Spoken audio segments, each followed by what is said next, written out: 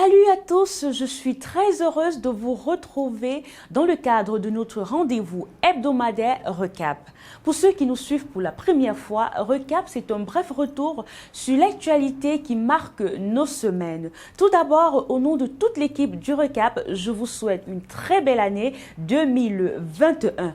Il faut dire que en ce moment, l'actualité est marquée par le sport, surtout avec la tenue du CHAN au Cameroun. Mais à côté du sport, il y a des événements qui ne sont pas passés inaperçus. Nous parlerons de cette défaite des Lions indomptables à Prime face aux Lions de l'Alsace du Maroc sur un score de 4-0.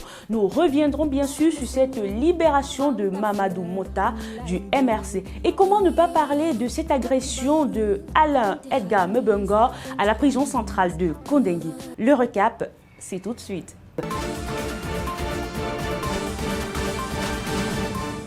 Le Cameroun ne disputera pas la finale du CHAN. Les Lions de Martin Tungumpile n'ont pas pu faire le poids face aux Lions de l'Alsace du Maroc. Battus en demi-finale sur un score de 4-0 en faveur du Maroc, le pays organisateur du CHAN espère tout de même obtenir la 3e place. Le Cameroun sera donc face à la Guinée, tombée au tir au but en demi-finale contre le Mali. La rencontre aura lieu ce samedi 6 février au stade de la réunification de Douala. Alors, tous derrière les Lions, les Camerounais espèrent au moins obtenir la 3e place de cette compétition.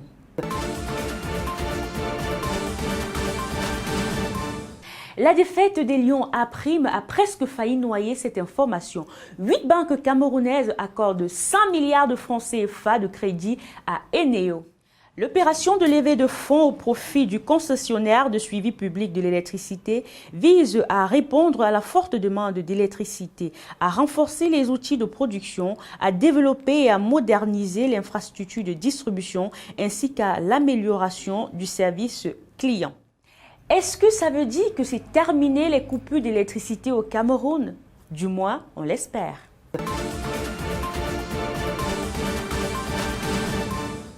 Lui, c'est Mamadou Mota. Vous savez qui c'est?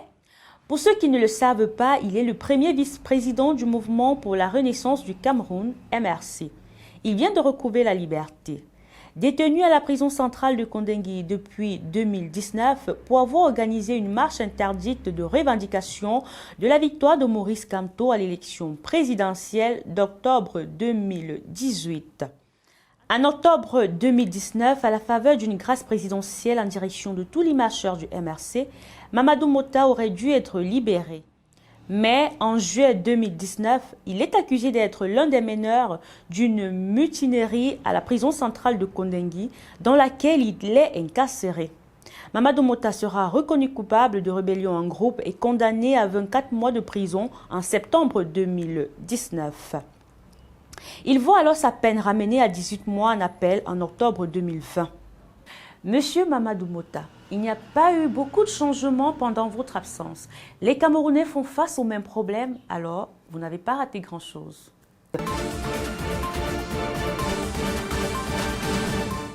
Comme je le disais, les Camerounais font face aux mêmes problèmes depuis bientôt longtemps. Le Bureau exécutif national du syndicat national des enseignants d'université annonce une grève illimitée à partir du 8 février 2021. Le syndicat révèle que seuls 2000 sur plus de 5000 enseignants ont reçu le paiement de leur allocation. Ces enseignants revendiquent également les meilleures conditions de travail. J'avoue que ce n'est pas une nouveauté absolue, on est déjà habitué à ce type de problème.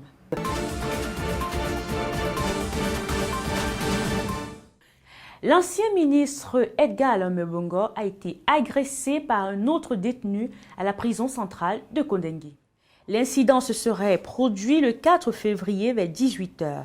L'ancien ministre aurait été atteint à la paume de main droite alors que son agresseur tentait de lui prendre sa gourmette.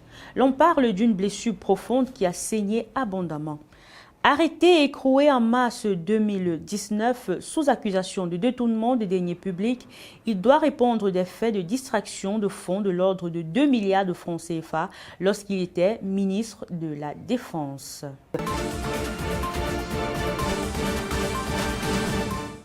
C'est ici que prend fin cette édition du Recap.